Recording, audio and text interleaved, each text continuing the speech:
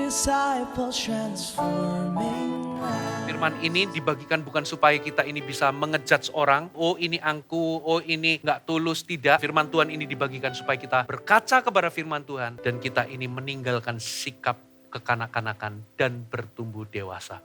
Saudara, saya akan membagi firman Tuhan pada hari ini menjadi 2 sesi atau 2 part.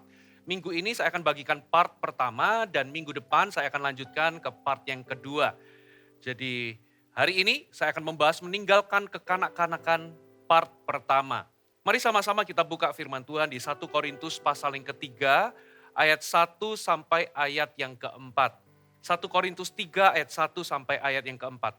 Dan aku saudara-saudara pada waktu itu tidak dapat berbicara dengan kamu seperti dengan manusia rohani, tetapi hanya dengan manusia duniawi yang belum dewasa dalam Kristus. Susulah yang kuberikan kepadamu bukanlah makanan keras, sebab kamu belum dapat menerimanya. Dan sekarang pun kamu belum dapat menerimanya. Saudara, satu kali Paulus itu berbicara kepada jemaat Korintus, lalu kata-kata Paulus itu dijelaskan dengan kata-kata seperti ini. Aku gak bisa berhubungan dengan engkau sama seperti manusia rohani. Tapi aku ini hanya bisa dealing atau berhubungan dengan engkau seperti berhadapan dengan manusia duniawi yang belum dewasa di dalam Kristus.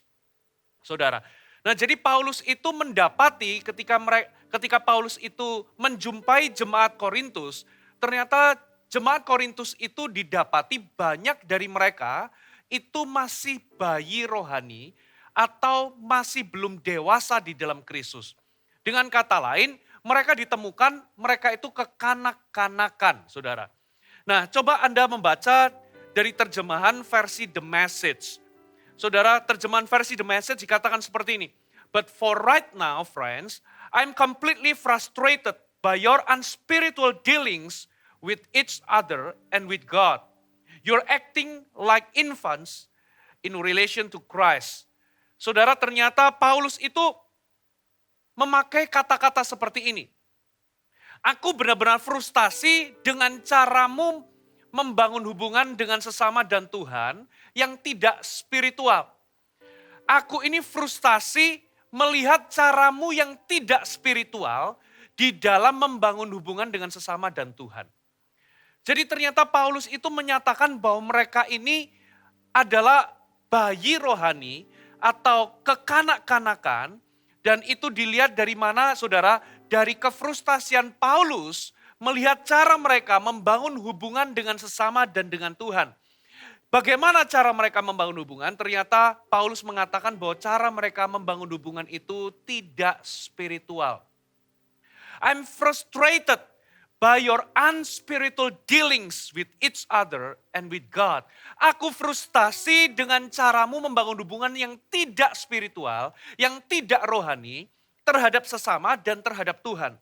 Saudara, nah dari ayat ini saudara, ternyata Paulus itu mendapati ketika jemaat Korintus itu membangun hubungan satu sama lain dan membangun hubungan terhadap Tuhan, ternyata jemaat Korintus didapati tidak spiritual di dalam cara mereka membangun hubungan dengan sesama dan Tuhan. Dan Paulus menyebut mereka, aku gak bisa dealing seperti dengan manusia rohani, tetapi manusia duniawi yang masih belum dewasa. Dengan kata lain, mereka ditemukan sebagai orang yang kekanak-kanakan. Childish, memiliki sifat kekanak-kanakan. Saudara, begitu pula dalam kehidupan kita. Saudara, kapan kita ini ditemukan kekanak-kanakan, saudara? Yaitu ketika kita di dalam membangun hubungan atau ketika kita ini memperlakukan orang lain itu tidak spiritual. Kapan kita kekanak-kanakan? Bukan hanya cara kita membangun hubungan dengan orang lain atau bukan hanya cara kita memperlakukan orang lain, tapi juga cara kita memperlakukan Tuhan dan membangun hubungan dengan Tuhan. Nah, dalam konteks ini saudara, saya ingin berbicara mengenai hubungan kita secara pribadi dengan orang-orang di sekitar kita. Saudara. Nah, tanda orang yang dewasa adalah mereka itu teruji di dalam kualitas rohani, di dalam mereka itu memperlakukan orang lain atau cara mereka membangun hubungan. Saudara. Nah, dari sini Bapak Ibu, saudara harus mengerti satu ayat ini. Coba kita lihat Kolose pasal yang ke-1 ayat 27 sampai ayat yang ke-28. Kolose 1 ayat 27 sampai 28. Dikatakan seperti ini. Kepada mereka Allah mau memberitahukan betapa kaya dan mulianya rahasia itu di tengah bangsa-bangsa lain. Yaitu Kristus ada di tengah-tengah kamu. Kristus yang adalah pengharapan akan kemuliaan. Sampai di sini.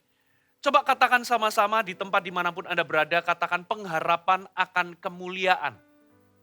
Apa maksudnya pengharapan akan kemuliaan? Saudara, banyak orang mengartikan kemuliaan itu sebagai sinar yang terang. Atau semacam kemilau.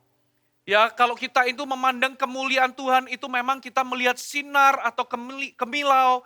Ya, atau sesuatu yang berwarna-warni. Yes, itu manifestasi dari kemuliaan Tuhan. Tapi arti kata kemuliaan itu sendiri, kita nggak bisa artikan hanya sebagai cahaya yang berwarna-warni.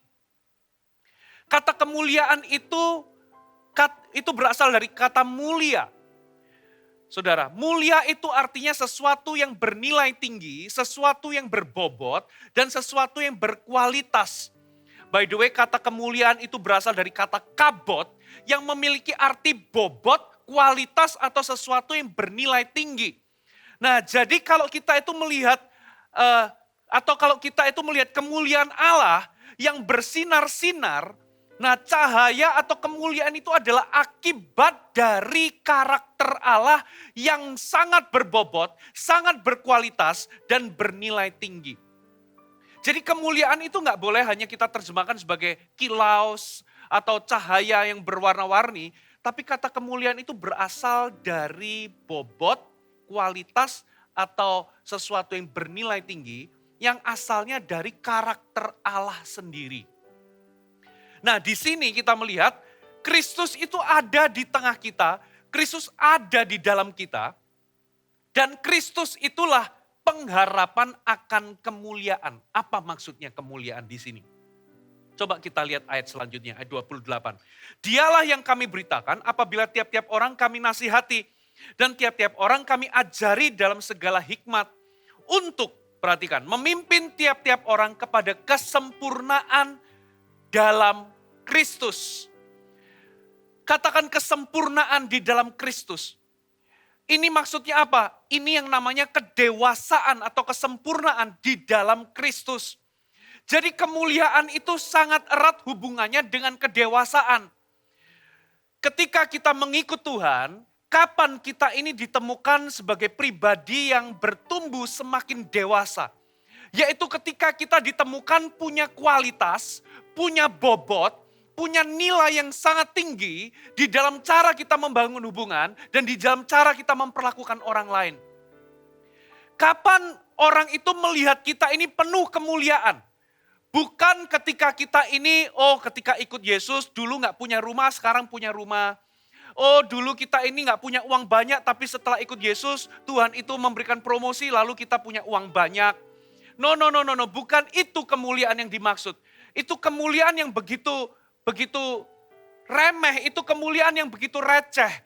Saudara, kemuliaan sesungguhnya itu bicara tentang bobot, kualitas, sesuatu yang bernilai tinggi yang dihasilkan dari karakter kita.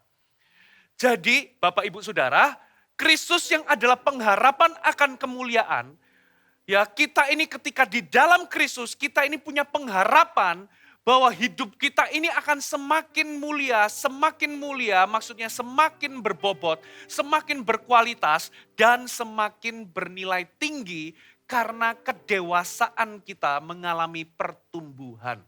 Karakter kita mengalami pertumbuhan. Katakan amin. Makanya 2 Korintus 3 ayat 18 menyatakan demikian. Dan kita semua mencerminkan kemuliaan Tuhan atau memantulkan kemuliaan Tuhan. Dengan muka yang tidak berselubung. Dan karena kemuliaan itu datangnya dari Tuhan yang adalah roh, maka kita diubah menjadi serupa dengan siapa?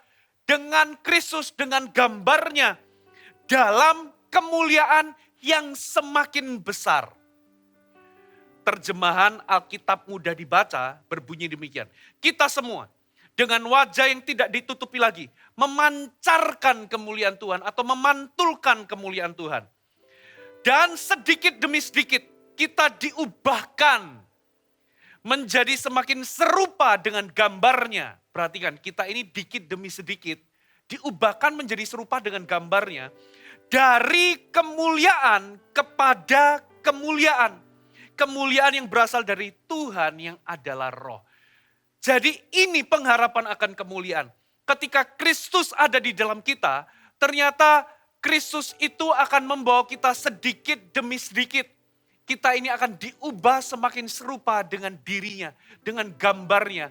Dari kemuliaan yang satu kepada kemuliaan yang berikutnya. Sehingga hidup kita ini, ketika hidup kita ini semakin serupa dengan Yesus, kita ini akan memantulkan atau memancarkan kemuliaan Allah. Hidup kita ini dikatakan punya bobot, punya kualitas ya terhadap terhadap cara kita membangun hubungan dengan orang lain. Saudara. Nah, jadi dari mana kita ini bisa tahu bahwa kita ini masih dikategorikan sebagai kanak-kanak atau kekanak-kanakan. Itu bisa dilihat dari bobot dan kualitas kita, dari bobot dan kualitas kita terhadap cara kita memperlakukan orang lain. Itu bisa terlihat dari bobot dan kualitas kita dalam kehidupan sehari-hari di dalam membangun hubungan. Dan Alkitab berkata, kalau kita ini ditemukan tidak rohani atau unspiritual di dalam cara kita memperlakukan orang lain atau cara kita membangun hubungan, kita dikatakan kekanak-kanakan. Ya, bayi, orang yang belum dewasa. Nah, di titik ini saudara kita punya pengharapan, saudara. Kita punya pengharapan bahwa kalau Kristus hidup di dalam kita, hidup kita ini akan dibawa dari satu kemuliaan kepada kemuliaan yang lain. Hidup kita ini akan diubah semakin serupa dengan Tuhan. Semakin serupa dengan Yesus. Sedikit demi sedikit. Saudara. Hidup kita ini akan semakin lama ditemukan semakin berbobot, semakin berkualitas. Karakter kita memantulkan karakter Kristus. Ada amin saudara. Nah, dan ternyata menuju kedewasaan, dari kanak-kanak berubah menjadi kedewasaan, ternyata itu enggak otomatis. Coba kita lihat 1 Korintus 13 ayat yang ke-11. 1 Korintus 13 ayat 11 dikatakan, ketika aku kanak-kanak, aku berkata-kata seperti kanak-kanak. Aku merasa seperti kanak-kanak. Aku berpikir seperti kanak-kanak. Sekarang sesudah aku menjadi dewasa, aku meninggalkan sifat kanak-kanak itu. Saudara, Paulus ngomong ketika aku kanak-kanak, aku berkata, aku merasa dan aku berpikir seperti kanak-kanak. Dan setelah aku ini beranjak dewasa, aku meninggalkan sifat kanak-kanak itu. Dengan kata lain, ternyata kedewasaan itu tidak otomatis. Saudara, kedewasaan itu dimulai dari keputusan. Saya ulangi, kedewasaan rohani itu tidaklah otomatis. Maksudnya bagaimana tidak otomatis? Banyak orang menyangka dengan lamanya dia itu mengikut Tuhan, lamanya dia jadi orang Kristen, maka otomatis dia akan bertumbuh dewasa seiring dengan waktu. Oh, orang itu sudah 20 tahun jadi Kristen, pasti dia dewasa. Belum tentu saudara. Karena kedewasaan itu enggak otomatis dengan seiring berjalannya waktu. Kenapa enggak otomatis? Ternyata kedewasaan itu dimulai dari sebuah keputusan. Keputusan untuk apa saudara? Keputusan untuk meninggalkan sifat kanak-kanak. Ada amin saudara? Nah itulah sebabnya hari ini saya akan bagikan firman Tuhan. Saudara, apa saja sifat kanak-kanak yang perlu kita tinggalkan. Mari kita buka sama-sama di Yakobus pasal yang ketiga ayat 11 sampai ayat 17. Saudara, Yakobus 3 ayat 11 sampai 17 di sini akan ditemukan ada 11 hal yang perlu kita tinggalkan. Ya, yang mana hari ini saya akan bagikan 5, minggu depan saya akan bagikan sisanya, yaitu 6 poin sisanya, Saudara. Coba kita baca terlebih dahulu, Yakobus 3 ayat 11 sampai ayat yang ke-17. Adakah sumber memancarkan air tawar dan air pahit dari mata air yang sama? Saudara-saudaraku, adakah pohon ara dapat menghasilkan buah zaitun dan adakah pokok anggur dapat menghasilkan buah ara? Demikian juga mata air asin tidak dapat mengeluarkan air tawar. Siapakah di antara kamu yang bijak dan berbudi? Baiklah ia dengan cara hidup yang baik, menyatakan perbuatannya oleh hikmat yang lahir dari kelemah lembutan. Jika kamu menaruh perasaan iri hati dan kamu mementingkan diri sendiri, janganlah kamu memegahkan diri dan janganlah berdusta melawan kebenaran. Itu bukanlah hikmat yang datang dari atas, tetapi dari dunia, dari nafsu manusia, dan dari setan-setan. Sebab di mana ada iri hati, mementingkan diri sendiri, di situ ada kekacauan dan segala macam perbuatan jahat. Tetapi hikmat yang dari atas, pertama-tama murni, selanjutnya pendamai, peramah, penurut, penuh belas kasihan dan buah-buah yang baik, tidak memihak dan tidak munafik. Kalau Anda hitung, saudara, ada 11 poin, saudara. Ya, yang pertama dikatakan jangan menaruh perasaan iri hati, jangan mementingkan diri sendiri, ya jangan memegahkan diri, jangan apalagi berdusta melawan kebenaran.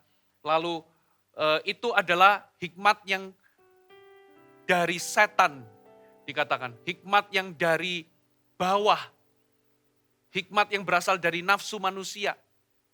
Tapi hikmat yang dari atas dikatakan apa saudara? Selanjutnya dikatakan ada yang keenam murni, pendamai, peramah, penurut, penuh belas kasihan, buah-buah yang baik, tidak memihak dan tidak munafik. Kalau Anda hitung di situ ada 11 poin. Jadi ada apa maksudnya? Kedewasaan adalah ketika Anda membangun hubungan dan memperlakukan orang lain ya dengan hikmat yang dari atas, hikmat yang lahir dari kelemah lembutan, saudara. Sedangkan kekanak-kanakan itu adalah Anda membangun hubungan dan memperlakukan orang lain dengan hikmat yang dari bawah, dari nafsu manusia dan dari setan-setan, dari dunia ini, saudara. Bukan hikmat yang dari atas tapi dari dunia ini. Nah, itulah sebabnya kita perlu memutuskan untuk meninggalkan sikap kanak-kanak itu kalau kita ingin beranjak menjadi dewasa. Ada amin. Dengan cepat saudara. Kita lihat saja, langsung lihat ya apa saja yang perlu kita tinggalkan. Kita akan lihat 5 poin yang pertama saudara. Yang pertama adalah iri hati. Coba kita baca sekali lagi ayatnya di Yakobus 3, kita baca di ayat yang ke-14 dikatakan begini. Jika kamu menaruh perasaan iri hati. Apa itu iri hati? Iri hati adalah perasaan benci atau tidak suka melihat orang lain memiliki sesuatu yang dia tidak miliki dan bahkan berharap orang lain itu kehilangan apa yang dia miliki. Tuh, bingung gak saudara? Saya ulangi. Iri hati adalah perasaan benci dan perasaan tidak suka melihat orang lain memiliki sesuatu yang dia tidak miliki dan bahkan berharap orang itu kehilangan apa yang dia miliki dan kalau bisa kitalah yang memilikinya. Itu iri hati, saudara. Ya, dari mana asal mula iri hati? Nah, perhatikan, saudara. Saudara, ketika manusia itu jatuh dalam dosa, manusia itu mengalami yang namanya kebocoran di dalam hatinya. Maksudnya kebocoran itu apa, saudara? Begini, ketika manusia jatuh di dalam dosa, manusia itu kehilangan 3 hal. Yang pertama, ketika dia itu jatuh dalam dosa, dia kehilangan kemuliaan Allah. Akibatnya dia kehilangan yang namanya rasa berharga. Dia kehilangan sesuatu yang berharga dalam hidupnya. Makanya saudara, dia kehilangan rasa berharga karena dia sudah kehilangan kemuliaan Allah. Yang kedua, akibat manusia jatuh dalam dosa, dia diusir dari Taman Eden. Jadi dia itu tertolak. Dia kehilangan yang namanya rasa diterima. Dia diusir dari Taman Eden. Yang ketiga, saudara, akibat dia diusir dari Taman Eden, hidupnya menjadi nggak pasti. Kalau dulu itu pasti ada pemeliharaan Tuhan di dalam Taman Eden itu. Tapi begitu dia keluar, hidupnya menjadi nggak pasti, saudara. Kalau dulu segala sesuatu dia bisa kendalikan, sekarang situasi atau kehidupan ini berada di luar kendali. Karena dia sudah diusir dari Taman Eden. Maka yang ketiga dia kehilangan yang namanya rasa aman. Jadi manusia itu setelah jatuh dalam dosa, saudara dia kehilangan rasa berharga, rasa diterima, dan rasa aman. Itulah sebabnya sejak saat itulah saudara, manusia itu melakukan pencarian untuk mengisi hatinya supaya bisa merasa berharga, merasa diterima, dan merasa aman.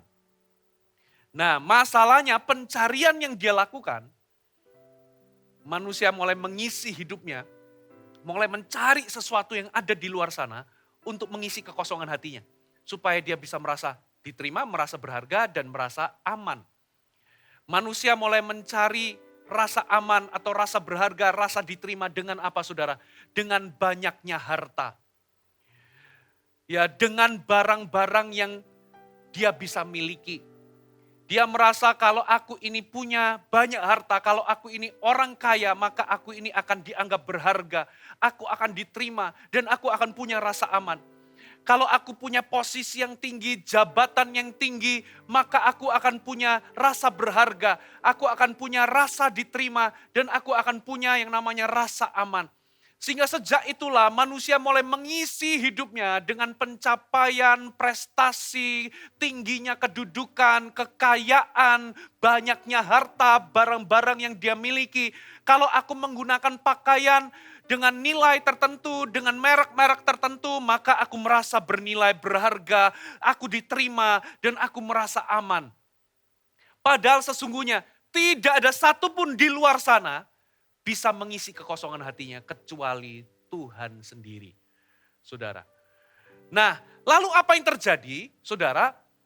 Ketika manusia itu mulai melakukan pencarian untuk merasa berharga, merasa diterima dan merasa aman, ya melakukan pencarian ingin sesuatu, ya ini mencari harta yang lebih banyak, ya barang-barang, posisi, lalu ketika mereka tidak mendapatkannya, lalu melihat orang lain yang mendapatkannya atau memilikinya, muncul yang namanya iri hati, saudara.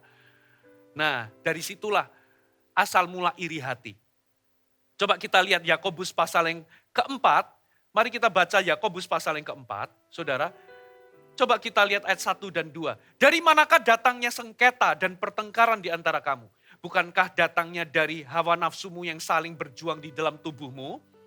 Kamu mengingini sesuatu, tetapi kamu tidak memperolehnya.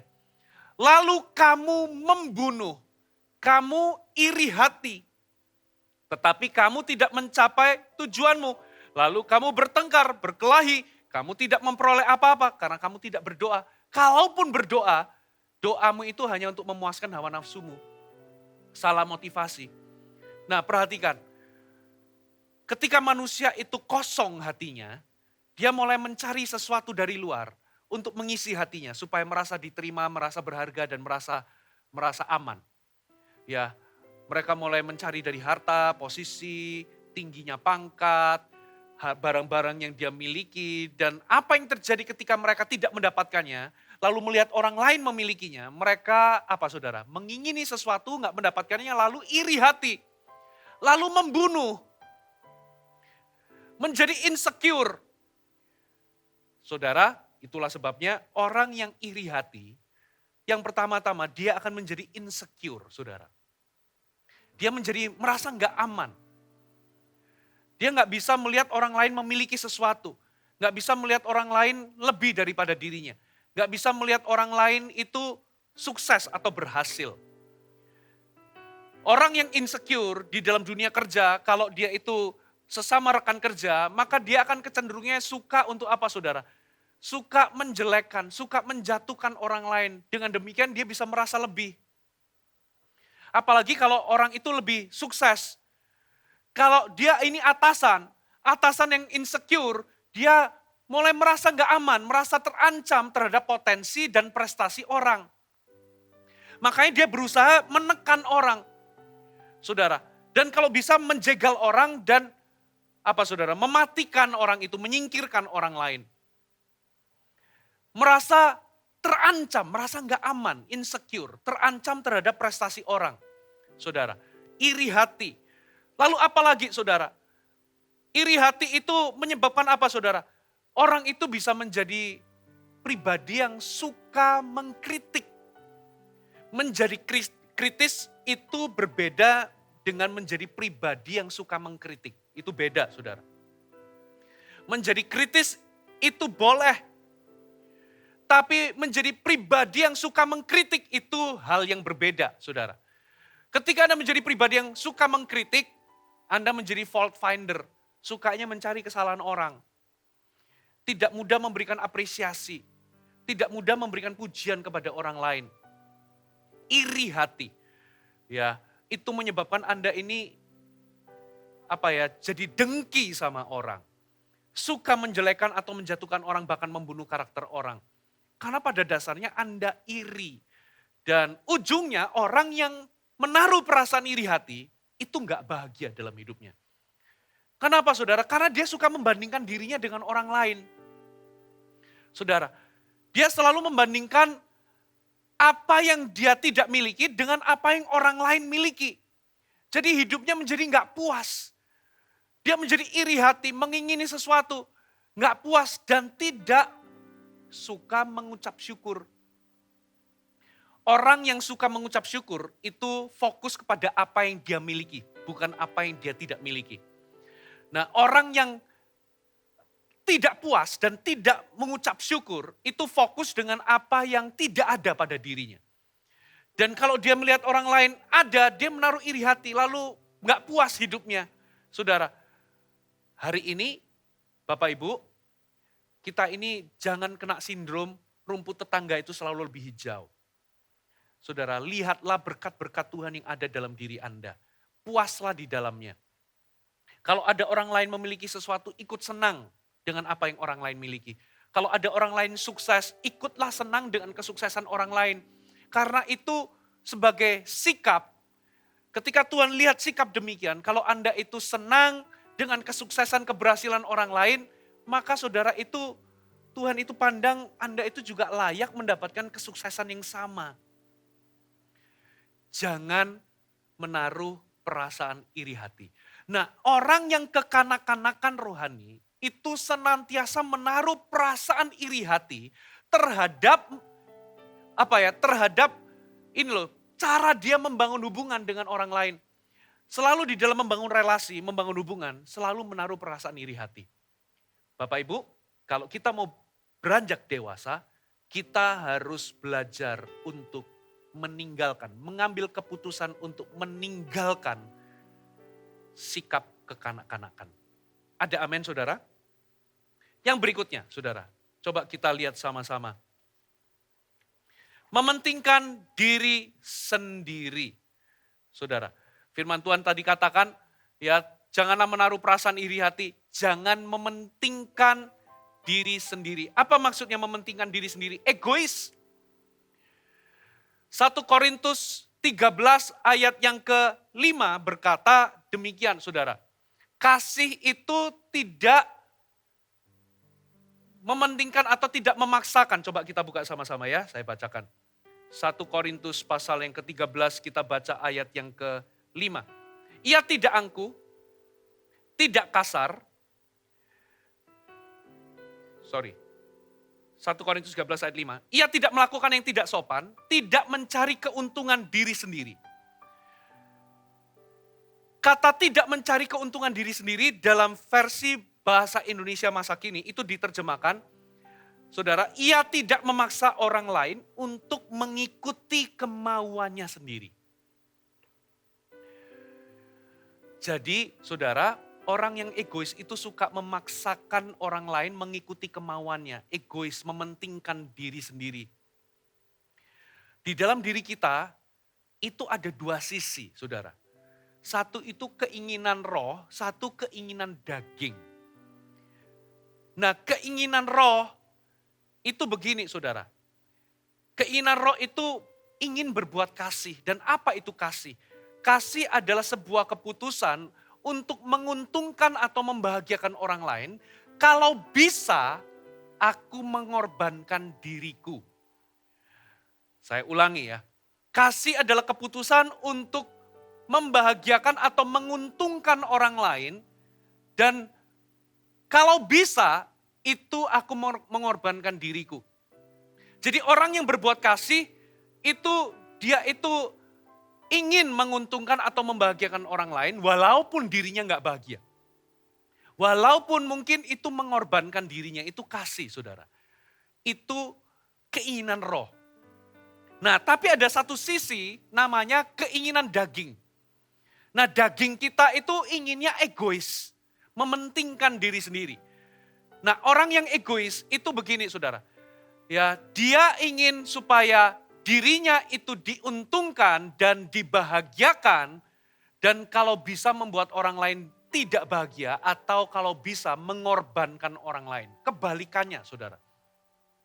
Makanya orang yang egois itu cenderung bersikap self-center. Ya, dirinya yang menjadi pusat atau center dan orang lain yang ada di sekitarnya itu berotasi terhadap dirinya. Gitu ya. Jadi segala sesuatu dunia ini berputar di seputar diri sendiri. Nah ciri-cirinya orang yang kekanak-kanakan, ya orang yang egois, itu ciri-ciri yang pertama itu demanding atau suka menuntut. Karena fokusnya adalah memaksa orang lain mengikuti kemauannya. Maka dia itu ciri-cirinya suka menuntut, demanding. Saudara, kalau pasangan suami istri, ya pasangan yang egois itu adalah suka menuntut pasangannya. Kalau dia mengharapkan perubahan gak pernah lahir dari dirinya sendiri. Tapi perubahan itu selalu dia tuntut dari orang lain yang berubah. Padahal firman Tuhan ajarkan saudara. Apa yang engkau ingin orang lain perbuat kepadamu, perbuatlah demikian. Dengan kata lain saudara, perubahan itu harus dimulai pertama-tama dari diri sendiri. Nah, orang yang egois itu suka menuntut. Lalu eskalasi berikutnya adalah orangnya bersikap controlling. Selain suka menuntut, orangnya itu suka mengendalikan. Apa sih controlling? Controlling adalah sebuah sikap yang ditujukan kepada orang lain untuk menguras emosi mereka, saudara, untuk membuat orang lain itu tertekan, supaya Anda itu mendapatkan apa yang Anda mau. Saudara, jadi controlling itu adalah sebuah sikap menyerang orang lain sehingga seseorang itu secara emosi itu menjadi tertekan sehingga Anda itu mendapatkan apa yang Anda inginkan. Itu namanya kendali atau controlling. Saudara, makanya kalau Anda ketemu sama orang yang berlaku controlling kepada diri Anda, emosi Anda terkuras. Karena orang yang controlling itu punya 3 senjata untuk mengendalikan orang supaya mendapatkan apa yang dia mau. Yang pertama adalah fear atau rasa takut. Yang kedua adalah obligation atau obligasi, kewajiban. Dan yang terakhir adalah guilt atau rasa bersalah. Ya, ini adalah 3 senjata untuk orang itu bisa mengendalikan atau mengontrol supaya dia mendapatkan apa yang dia inginkan atau mengendalikan orang lain supaya dia melakukan apa yang Anda inginkan. Rasa takut, saudara. Kalau engkau nggak lakukan ini, kamu akan begini. Nah, orang yang pacaran yang controlling, itu akan cenderung menuntut dan mengendalikan. Kalau kamu nggak turuti apa yang aku lakukan, kita begini, kita putus. Kalau engkau nggak melakukan apa yang aku inginkan, berarti kamu nggak cinta. Jadi ada ancaman, saudara, melalui rasa takut. Pemimpin yang bersikap controlling itu memimpin melalui intimidasi, bukan inspirasi. Dengan menanamkan rasa takut. Kalau engkau nggak melakukan apa yang aku suruh atau perintahkan, ada konsekuensi. Saudara, ada ancaman-ancaman. Ini namanya orang yang mementingkan diri sendiri. Suka memaksa orang lain mengikuti kemauannya. Obligasi. Jadi apa itu obligasi? Orang yang mengendalikan suka, gini, obligasi itu menuntut orang lain atau menuntut perlakuan-perlakuan tertentu dari orang lain. Nah biasanya dengan cara obligasi itu maksudnya begini. Setelah semua apa yang aku lakukan kepadamu, kenapa engkau nggak bisa memperlakukanku demikian? Nah obligasi. Jadi ada kayak kewajiban. Nah biasanya orang yang melalui obligasi ini biasanya suka menandasanas kalau dia pemimpin. Dia akan selalu ucapkan bahwa aku ini atasanmu, aku ini gembalamu, aku ini pimpinan, aku ini supervisor, aku ini manajer. Sudah seharusnya engkau memperlakukanku demikian. Jadi melalui kewajiban. Saudara, jadi ketika dia punya otoritas, otoritas itu dia gunakan untuk melayani dirinya sendiri. Dia ingin mendapatkan perlakuan tertentu dari orang lain. Sehingga orang lain itu merasa berkewajiban memperlakukan dirinya dengan perlakuan-perlakuan tertentu. Saudara, padahal kepemimpinan itu sifatnya melayani. Otoritas diberikan sifatnya untuk melayani. Memang otoritas harus dijalankan tapi motivasinya adalah untuk melayani, bukan untuk melayani diri sendiri. Katakan amin. Lalu guilt, rasa bersalah. Melalui rasa bersalah. Ciri-cirinya bagaimana saudara? Rasa bersalah itu begini. Ya, aku pikir kita ini sudah dekat. Tapi ternyata jelas kamu sekarang itu gak bisa diandalkan. Setelah apa saja yang aku lakukan kepadamu, ternyata engkau lakukan satu hal ini aja gak mau. Apalagi hubungan pacaran ya. Hati-hati wanita, kalau cowok sudah ngomong gini, aku kan sudah kasih kamu banyak hal. Mengapa saya ajak kamu lakukan ini, kamu gak mau? Ini itu sesuatu yang gak kudus. Jadi ketika sang pria ngomong begitu, yang wanita merasa bersalah, lalu akhirnya menuruti keinginannya. Saudara, lihat betapa besarnya kesalahan atau kekacauan yang kamu sudah lakukan. Seandainya kamu tidak melakukannya, orang merasa bersalah lalu akhirnya mengikuti apa yang dia mau. Saudara, orang yang dewasa itu dimulai dari keputusan untuk meninggalkan sikap kekanak-kanakan atau sifat kekanak-kanakan. Mulai hari ini, saudara, ayo kalau kita ini berkaca dari firman Tuhan, kita harus meninggalkan sikap egois atau mementingkan diri sendiri. Kita nggak boleh jadi orang demikian. Katakan amin, saudara. Yang ketiga, saudara, firman Tuhan katakan apa, saudara? Dikatakan, janganlah engkau memegahkan diri. Memegahkan diri itu berarti apa? Angkuh, sombong. Saudara, orang yang angkuh atau orang yang sombong, saudara, itu biasanya diri kita itu nggak sadar. Coba kita lihat ini ya, 1 Yohanes 2 ayat yang ke-10. 1 Yohanes 2 ayat yang ke-10. Maaf, ayat yang ke-16. 1 Yohanes 2 ayat yang ke-16. Sebab semua yang ada di dalam dunia, yaitu keinginan daging, keinginan mata, serta keangkuhan hidup. Ada kata keangkuhan hidup. Keangkuhan, angkuh.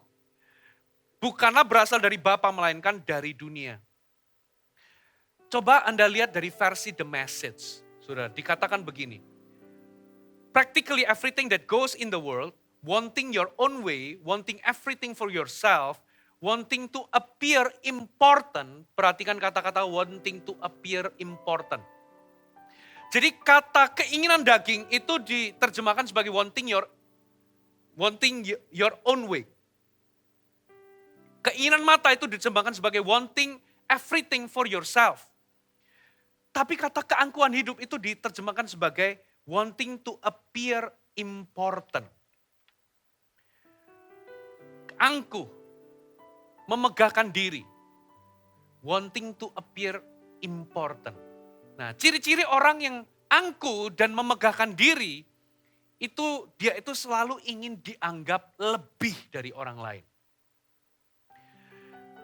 Orang yang ingin tampil atau dianggap lebih daripada orang lain. Ingin dianggap lebih dari orang lain.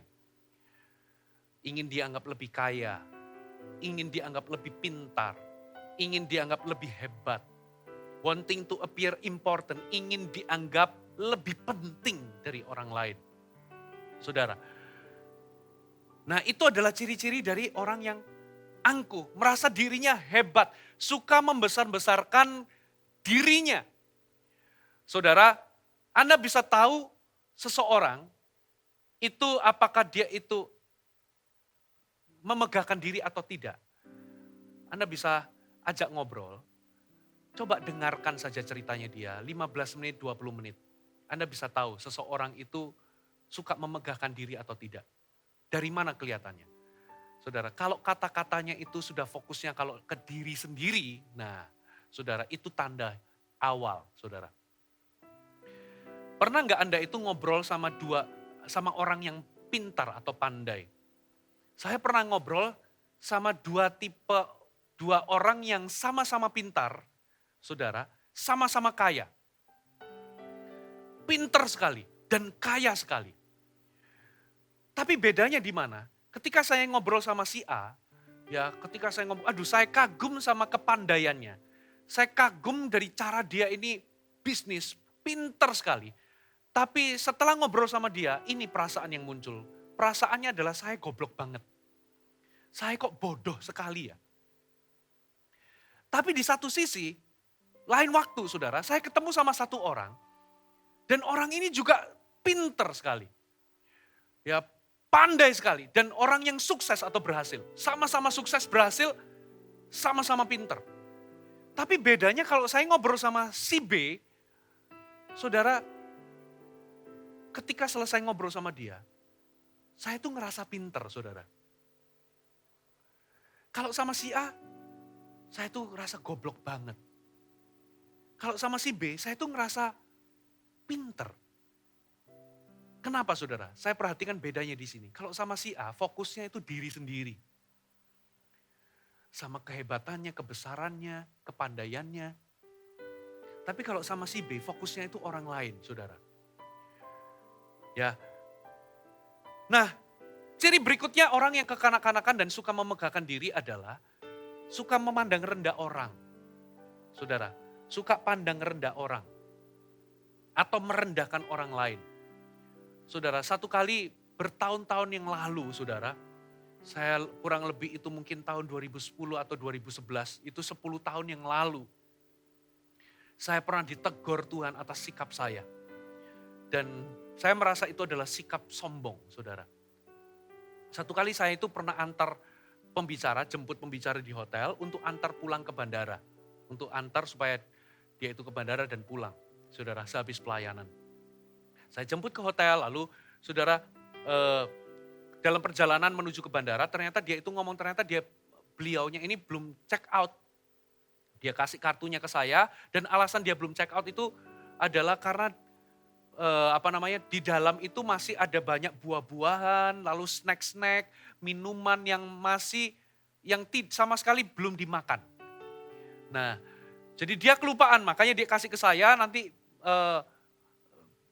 Pastor Fuji ketika nanti selesai drop saya ke bandara bisa ambil. Singkat cerita, ya sudah karena itu memang belum diambil, saya setelah drop dia ke bandara, beliau ke bandara, saya balik ke hotel, saudara. Saya ke parkiran, lalu saya berhenti, lalu saya turun gitu ya. Dari parkiran masuk ke hotel dan sebagainya, lalu saya ambil semuanya, barang-barang, lalu kami kembali, saya dengan istri kembali ke parkiran, dan waktu saya mau keluar dari tempat parkir itu, saudara, di situ ada pintu gerbangnya yang pintu gerbang gitu ya, pintu keluarnya. Tiba-tiba ada seorang security, itu tiba-tiba menutup, rantainya itu ditutup, saudara. Saya mau keluar malah ditutup, bukan dibuka malah ditutup. Lalu security ini tiba-tiba pergi begitu saja nyelonong, saudara. Lah saya menjadi heran, saya mau keluar tapi kok malah ditutup. Saya akhirnya bunyikan klakson, tin-tin, ya supaya apa, saudara? Saya komunikasi sama security itu. Kita akhirnya tatap muka, lalu saya ngomong, loh saya mau keluar. Gimana kok malah ditutup? Singkat cerita akhirnya saya mundur kembali, saya ambil jalur yang satunya, saudara. Di situ terbuka pintunya. Ketika ketika saya mau keluar lagi, ternyata security ini kembali menutup akses untuk saya keluar. Saya jadi jengkel, saudara, di hati. Saya klakson lagi, ternyata dia dengan wajah yang kurang menyenangkan, dia pokoknya nyelonong begitu aja. Tapi akhirnya saya klakson, saya kasih aba-aba untuk tolong dibuka. Nah, hati saya sudah jengkel, saudara. Dan waktu saya mau keluar, saya sempat turunkan kaca, gitu ya. Saya nanya, Bapak namanya siapa? Kenapa saya mau keluar kok saya nggak bisa? Ya, lalu istri saya sudah sabar, akhirnya saya keluar. Lalu dalam perjalanan istri saya ngomong begini, saudara. Sebetulnya Koko yang salah. Loh, kok bisa salah? Dia seharusnya nggak begini begitu. Pokoknya saya masih membela diri dan sebagainya. Seharusnya nggak bersikap begini. Salahnya di mana? Ternyata istri saya ngomong, kita ini parkir di tempat vale, khusus vale. Makanya satpam itu mungkin tutup akses itu supaya apa? Supaya mungkin, saya nggak tahu, mungkin alasannya adalah supaya mungkin ingin mengetahui apakah ini memang benar mobil kita dan sebagainya. Nah, sepanjang perjalanan itu hati saya jengkel, tapi saya tahu bahwa saya salah. Saya nggak damai sejahtera sampai pulang, lalu sampai di rumah akhirnya saya ambil sebuah kaos, itu pemberian orang lain yang agak kebesaran. Ya, saya bungkus, ya pakai kertas kado, lalu saya ngomong sama istri saya untuk saya mau pergi ke toko buku. Ya, saya nggak sepenuhnya terbuka saya mau kemana. Ya, saya ngomong saya mau ke toko buku. Tapi benar saudara, saya pergi, saya ke toko buku duluan, saya nggak bohong. Tapi setelah itu saya pergi ke hotel itu saudara untuk menemui orang ini. Singkat cerita saudara, saya ketemu sama orangnya kaget, security ini kaget saudara. Tapi saya tetap, saya ngomong begini, Pak, tadi ini saya yang salah. Ya, sebagai ungkapan permintaan maaf saya, terimalah pemberian ini. Waduh saudara, dia nggak mau, oh nggak usah, nggak perlu Pak, oh nggak apa-apa Pak, terima aja. Lalu dia balikin, nggak perlu Pak, lalu oh nggak apa-apa. Jadi kita ini imbal-imbalan gitu ya di depan umum saudara. Ya, saya jadi malu nanti dikiranya ini cinta sesama jenis gitu ya. Singkat cerita pokoknya Pak diterima aja, terima kasih. Saya ngomong gitu lalu saya tinggal. Hati saya lega, saudara. Nah sebetulnya apa yang Tuhan tegur? Saudara, jadi waktu saya jengkel dan buka kaca, lalu saya nanya nama dia, itu sebetulnya sikap yang saya tunjukkan di dalam hati saya kalau saya mau jujur, itu adalah, kamu gak tahu ya siapa saya. Kamu itu cuman seorang security. Di situ saya sadar, saudara, saya nggak seharusnya menilai orang berdasarkan pekerjaan orang, saudara. Saya nggak seharusnya memperlakukan orang berdasarkan pekerjaan orang itu. Di mata Tuhan kita semua sama. Orang yang memegahkan diri, angkuh, itu suka memandang rendah orang lain. Apalagi kalau dia melihat ada orang lain, ya saudara, yang mungkin secara status ada di bawah dia. Mungkin jenis pekerjaan yang dia ambil, mungkin orang itu secara hierarki, orang itu berada di bawah. Itu namanya angkuh, suka merendahkan orang lain. Apalagi kalau itu sudah diungkapkan dengan kata-kata, saudara, merendahkan orang lain. Bapak Ibu, kalau kita mau dewasa, kita ini harus memperlakukan orang dengan hikmat yang datangnya dari atas. Ya, sementara orang yang kekanak-kanaan itu memperlakukan orang lain dengan hikmat yang dari dunia, dari nafsu manusia, dari setan-setan, kata firman Tuhan, saudara. Kata kitab Yakobus. Hari ini kalau kita mau beranjak dewasa, kita harus memperlakukan orang lain dengan spiritual, dengan rohani. Katakan amin, saudara. Yang keempat, saudara. Sorry. Orang yang angkuh itu juga, saya ulangi ya, bisa dilihat dari mana? Tidak pernah menghargai otoritas. Tidak bisa diatur. Tidak bisa dikoreksi. Tidak bisa menerima teguran. Tidak dapat mengakui kesalahan. Tidak mau meminta maaf. Itu adalah sifat kekanak-kanakan yang perlu kita tinggalkan, saudara. Kadangkala meminta maaf itu butuh kerendahan hati. Perlu kita meletakkan keangkuhan kita untuk kita minta maaf. Seringkali kita minta maaf itu masih banyak alasan. Bapak Ibu, kita perlu tegas, kita perlu ambil keputusan untuk meninggalkan sifat kanak-kanak. Amin. Yang terakhir, sorry yang keempat ya, bukan yang terakhir. Yang keempat, berdusta. Janganlah engkau berdusta melawan kebenaran, kata firman Tuhan. Coba kita lihat Efesus 4 ayat 21 sampai 25. Karena kamu telah mendengar tentang dia dan menerima pengajaran di dalam dia menurut kebenaran yang nyata dalam Yesus, yaitu bahwa kamu berhubung dengan kehidupanmu yang dahulu harus menanggalkan manusia lama yang menemui kebinasaannya oleh nafsunya yang menyesatkan. Supaya kamu dibaharui di dalam roh dan pikiranmu. Dan mengenakan manusia baru yang telah diciptakan menurut kehendak Allah di dalam kebenaran dan kekudusan yang sesungguhnya. Perhatikan ayat 25. Karena itu, buanglah dusta. Dan berkatalah benar seorang kepada yang lain. Karena kita adalah sesama anggota. Saudara, kitab Efesus ngomong begini. Kita ini adalah di dalam Kristus. Kita ini harus meninggalkan manusia lama, ya, dan mengenakan manusia baru. Lalu apa kata-kata pertama dari kitab Efesus setelah kita mengenakan manusia baru? Dikatakan buanglah dusta dan berkatalah benar seorang kepada yang lain.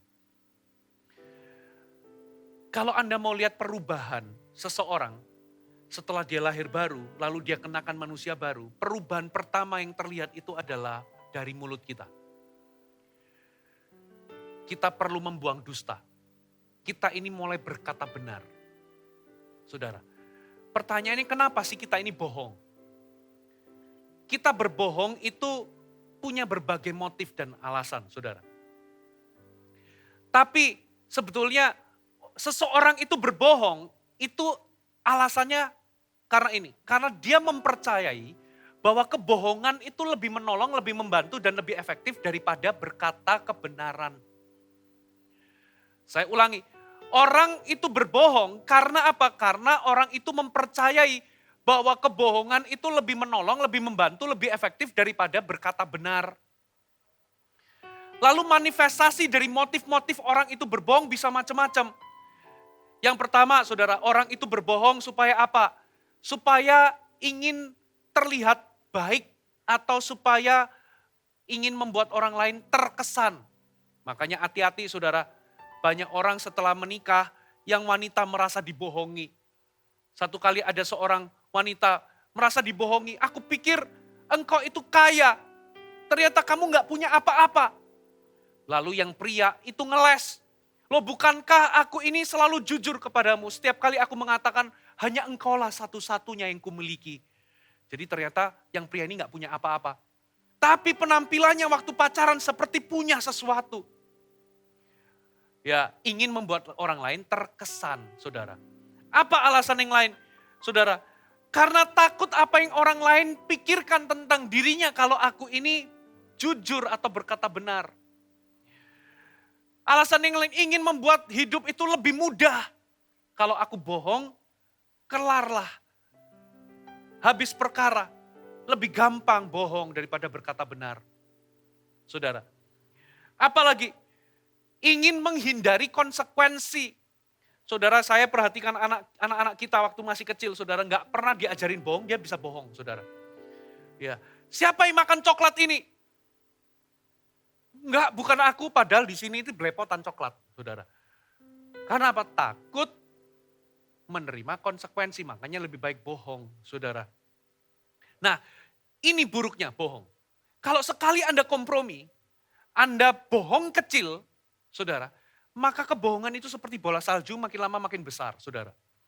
Ya, ketika Anda mulai bohong dan Anda merasa terbantu, hidup Anda merasa lebih mudah dengan bohong, ya, dengan bohong Anda menikmati sesuatu, saudara, akibatnya apa? Anda mulai apa, saudara? Anda lakukan kebohongan yang lain.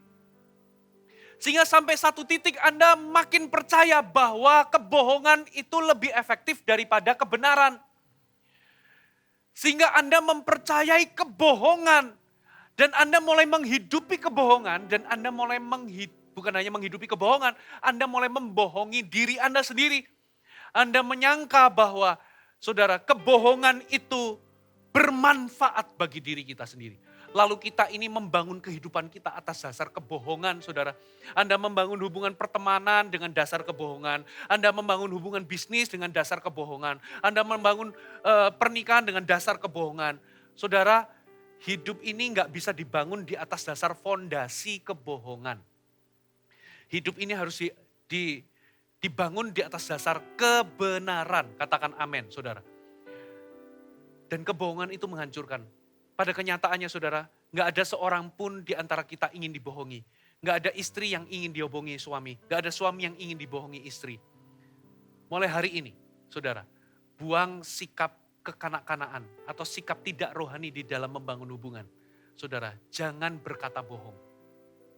Karena sekali Anda bohong, dari bohong kecil, dimulai dari mana sih? Ketika Anda ditelepon sama pimpinan atau seseorang yang janjian sama Anda, sudah sampai mana? Oh, sudah masuk tol, padahal Anda masih di rumah. Kecil kan? Kalau Anda mulai terbiasa kompromi dengan hal yang kecil, saudara, dari kebohongan kecil itu muncul selingkuh, muncul korupsi, muncul kecurangan. Dari hal kecil, dari bohong kecil, muncul kecurangan, korupsi, selingkuh, dan sebagainya. Sampai di titik fitnah, berkata bohong, dan sebagainya. Saudara, orang yang dewasa meninggalkan sikap-sikap demikian. Yang terakhir, saudara. Di Yakobus 3 tadi mengatakan, selanjutnya hikmat yang dari atas adalah pertama-tama murni. Lawan kata dari murni itu tidak tulus. Jadi poin yang kelima adalah tidak tulus. Coba kita lihat Mazmur 24 ayat 3-4. Siapakah yang boleh naik ke atas gunung Tuhan? Siapakah yang boleh berdiri di tempat yang kudus? Orang yang bersih tangannya, murni hatinya, yang tidak menyerahkan dirinya kepada penipuan dan tidak bersumpah palsu. Saudara, bergaulah dengan orang lain, membangun hubunganlah dengan orang lain, tapi buanglah ketulusan, maka Anda sedang bersikap atau Anda sedang bersikap tidak rohani terhadap orang lain. Hari-hari ini, saudara, kita melihat di sana sini banyak orang membangun hubungan itu nggak tulus. Maksudnya nggak tulus itu yang pertama karena pamrih. Ada orang baik sama Anda karena dia ingin mendapatkan sesuatu. Ya, membangun hubungan karena ada agenda pribadi. Jadi orang yang kekanak-kanakan itu membangun hubungan dengan orang lain itu dengan tidak tulus. Ada udang di balik batu. Bersifat transaksional. Apa maksudnya transaksional, saudara? Seseorang itu baik kepada Anda karena ada pamrih, ada maunya, saudara. Ya, kalau seseorang membangun hubungan dengan Anda, itu bukan karena memang ingin membangun hubungan dengan Anda, karena mengasihi Anda, tapi karena kebutuhan. Jadi, membangun hubungan sebatas karena ada butuhnya. Saudara, ini nggak tulus. Saudara, kita ini harus membangun hubungan yang tulus dengan orang lain dan dengan Tuhan. Katakan amin. Saudara, jangan karena bersikap transaksional. Saudara, karena Anda baik karena ingin mendapatkan sesuatu. Seseorang pernah cerita, saudara,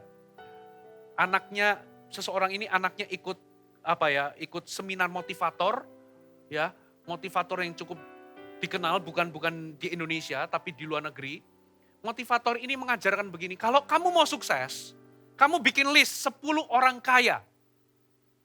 Kalau kamu mau kaya, ya, tuliskan 10 orang kaya, fokuskan 3 bulan engkau memberi kepada 10 orang kaya ini. Maka selanjutnya kamu akan menjadi kaya. Karena apa? Ada pamrih. Kasih ke orang kaya supaya kamu dapat sesuatu. Saudara, saya mendengar ini bukan hikmat yang Tuhan ajarkan. Saudara, kita membangun hubungan bukan karena ada sesuatu. Kita harus bangun hubungan dengan tulus. Dengan Tuhan juga sama, kita nggak boleh jual beli sama Tuhan. Nggak boleh transaksi.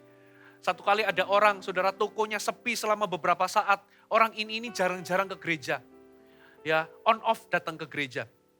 Satu kali dia merasa aku perlu bertobat karena apa? Aku jarang ke gereja makanya tokoku sepi. Singkat cerita, ya saudara, di 1 minggu, saudara, dia memutuskan untuk aku mau ke gereja. Karena selama ini tiap hari Minggu selalu buka toko, dia jarang ke gereja. Kali ini tokonya tutup, dia datang di gereja, dia ikut kebaktian 1, 2, dan 3, saudara. Dulu biasanya datang terlambat-terlambat, saudara kalau sudah mau firman dia baru datang. Kali ini dia datang bahkan sebelum waktunya, saudara. Dia ikuti 3 kali kebaktian. Lalu hari Seninnya, saudara, ketika dia buka toko sampai hari Sabtu, ternyata tetap sepi. Lalu dia ngomong apa, saudara? Percuma datang kebaktian. Lihat, saudara, transaksi hubungannya. Ya, dia datang kebaktian membangun hubungan karena transaksi atau jual beli. Saudara, bangun hubungan, buanglah ketulusan. Anda sedang berlaku kekanak-kanaan dan tidak spiritual terhadap orang lain. Mulai hari ini, semoga firman ini menjadi cermin. Firman ini dibagikan bukan supaya kita ini bisa mengejudge orang, menilai orang, oh ini angku, oh ini gak tulus, tidak. Firman Tuhan katakan apa yang Anda inginkan orang lain perbuat kepadamu, perbuatlah demikian. Firman Tuhan ini dibagikan supaya kita berkaca kepada firman Tuhan dan kita ini meninggalkan sikap kekanak-kanakan dan bertumbuh dewasa. Hai, terima kasih sudah bergabung bersama kami, Gereja Mor Sharon, Jabodetabek. Sebagai gereja Tuhan, adalah kerinduan bagi kami untuk melihat Anda terus bertumbuh di dalam pengenalan akan Tuhan dan mengalami perubahan hidup. Maka dari itu, bergabunglah bersama komunitas kecil kami, Connect Group. Dapatkan informasi lebih lanjut pada kolom deskripsi kami. Last but not least, don't forget to subscribe dan bagikan video ini kepada orang yang Anda kasihi. Thank you for joining us and see you next time.